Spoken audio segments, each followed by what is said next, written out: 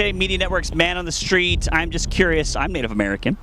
If you know if Native Americans pay taxes.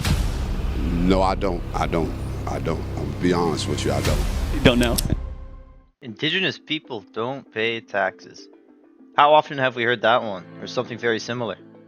It's a stereotype to which many Canadians seem to cling to, and yet, look a bit more closely and you discover that there's much more to it. This presentation of the idea that Indigenous people don't pay taxes doesn't tell the whole story.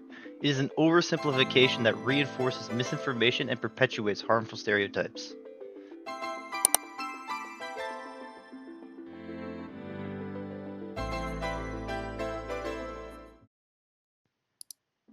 In this documentary, we'll explore where this myth comes from, the reality behind it, and why it matters. By the end, you'll understand that tax exemptions are far more nuanced than they really seem, and that Indigenous peoples have been misrepresented in ways that obscure the real issues they face today. In fact, understanding these complexities is vital in moving toward reconciliation and respecting the true lived experiences of Indigenous peoples across Canada.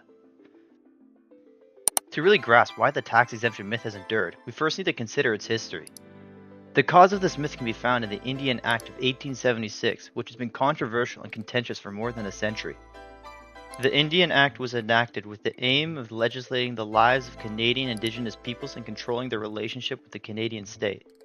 One of the provisions of this act, Section 87, has formed the central part of the myth of tax exemption. Section 87 of the Indian Act makes it a requirement that status Indians, as defined by the federal government, are exempt from taxation on income derived on a reserve and on items purchased within a reserve. But there is a caveat. Only status Indians, Indians formally registered under the Indian Act, are exempted, and only in certain situations, aka on reserves. It isn't a blanket exemption for all Indigenous peoples, nor does it apply to every location.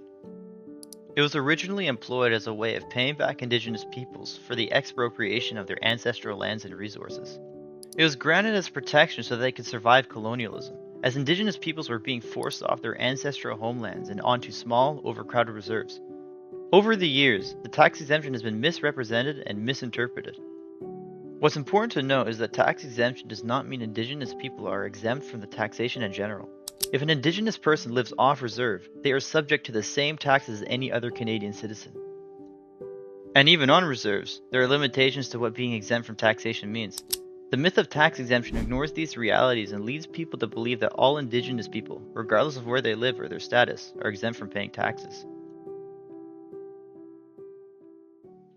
The reserve tax exemption is only for status Indians, individuals who are formally designated by the Canadian state as Indigenous. The government decided status designation is also further split up the Indigenous peoples themselves.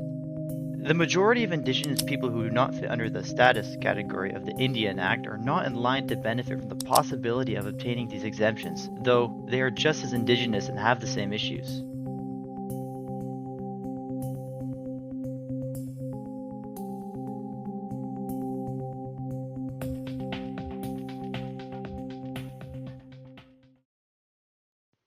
Having reviewed the legal justification of this myth, let us step back and review the realities of the current-day tax exemptions of the Indigenous people in Canada. The reality is that the majority of Indigenous people do pay taxes, just like every other Canadian citizen. The 2021 Canadian census indicates that over 60% of Indigenous people live off reserve. These citizens contribute the same amount of income tax, sale tax, and property tax as any other individual. Tax exemption is not necessarily a myth, it's more of a misconception. Indigenous people all work, create businesses, and make everyday purchases in the Canadian economy. In fact, Indigenous entrepreneurs, just like all Canadians, pay taxes on what they sell and what they earn. They must do the same as non-Indigenous entrepreneurs. One must point out that the tax exemption myth will tend to overlook the fact that exemption applies solely on income derived on reserves. That is, Indigenous individuals residing in a town or city are precisely the same as any other Canadian taxpayer. When people assume Indigenous peoples do not contribute to taxation, they ignore how complex the situation actually is, and, in doing so, continue to reinforce these negative stereotypes. These stereotypes come in the form of resentment or ignorance around how Indigenous people engage with the Canadian community. Thus, while to some, tax exemptions might constitute as a privilege, In fact, such exemptions are reserved for very specific situations, and those living off reserve do not get these exemptions and continue to face the same fiscal pressures as everyone else.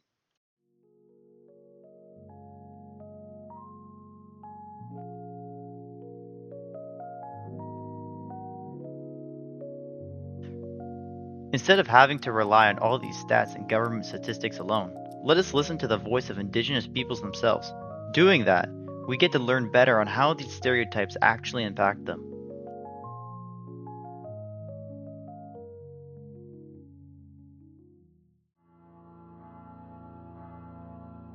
I didn't really know racism or, what it was about or, how much it hurt. Just because I didn't experience any of that prior to moving to Thunder Bay. Racism at Thunder Bay is definitely not isolated. I'd say at least once a day, one of my friends or peers will go through a racial event.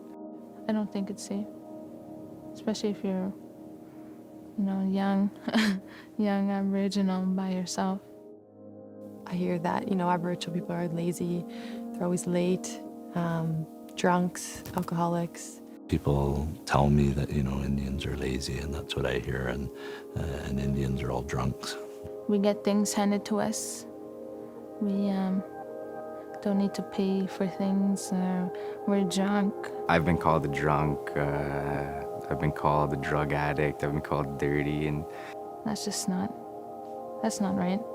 the extremely spiritual stereotype, where I could talk to like a porcupine or something like that, and that's nonsense. I don't even know anybody that could even do that. That they never want to better themselves, and they choose the path that they're on right now. Well, actually, for all of it, it's untrue, because I shower every day.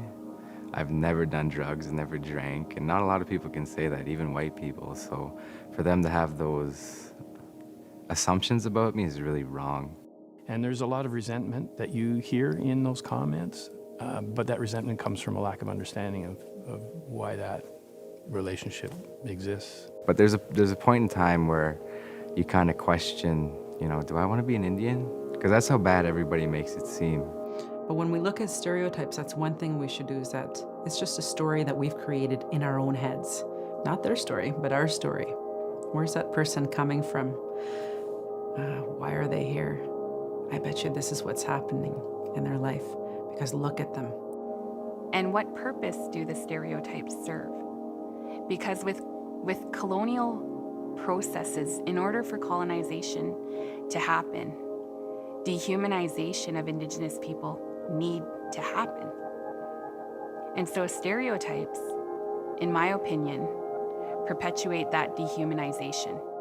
Ask yourself, what exactly do I know about this person? Why am I thinking this stereotype? Where did I learn that? What makes me think that about that person? Indigenous people across Canada have voiced anger when they encounter people who believe the myth of total tax exemption to be true. Myths lead to marginalization and place an additional layer of misunderstanding on the troubles people encounter in their day-to-day lives. Indigenous people often spend time having to defend themselves, trying to justify their tax status, trying to dispel misconceptions, or even simply to tell them why they live the way they do. For off-reserve Canadians, this myth can make their contributions to society seem invisible, as if they are seen through a lens of suspicion or entitlement.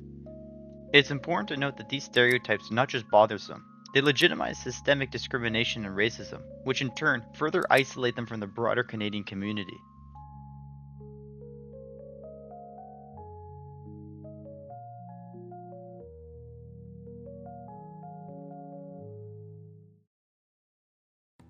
So why does this myth continue to persist? And what harm does it cause? The true danger lies in the simplicity of the myth. It is easy to believe in a tale that simplifies the complexity of Indigenous problems. Seemingly simple beliefs make it easy for people to support ideas they might have already held prior. For many non-Indigenous Canadians, learning that Indigenous people do not pay taxes can be seen as entitlement and cause resentment, when in fact, the myth obscures far more pressing matters of Indigenous justice. Some of those include access to clean water, proper housing, good healthcare, and education, all of which are places where Indigenous populations tend to have enormous discrepancies from the rest of the country. The nature of tax exemptions is complicated, but recognizing it as such allows us to take part in the larger issue of reconciliation. Through debunking these myths, we can steer the discussion and illuminate the pressing issues of Indigenous peoples. Instead of being held back by stereotypes, we have to take part in the difficult reality of systemic inequalities and start moving towards legitimate solutions that recognize Indigenous sovereignty and human rights.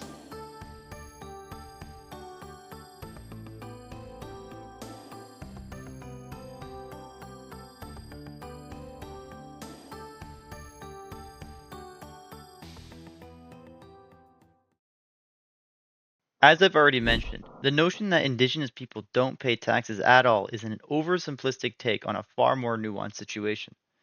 Most Indigenous people in Canada do pay taxes either on or off reserve, and where tax exemptions do take place, they're restricted and only limitedly present in certain cases. It is time that we move beyond the myths and misconceptions and inform and educate others about the truth of Indigenous taxation. And above all, we have to move our attention onto actual issues being faced by Indigenous peoples today, including economic inequality, the ongoing effects of colonialism, and the need for a fairer and more constructive relationship with the Canadian state. Reconciliation requires a deeper understanding of these issues, and it begins by dismantling myths like the total tax exemption narrative. Let's engage with the Indigenous voices directly and ensure that our conversations reflect the diversity and complexity of their experiences. The truth is out there. It's time we listened.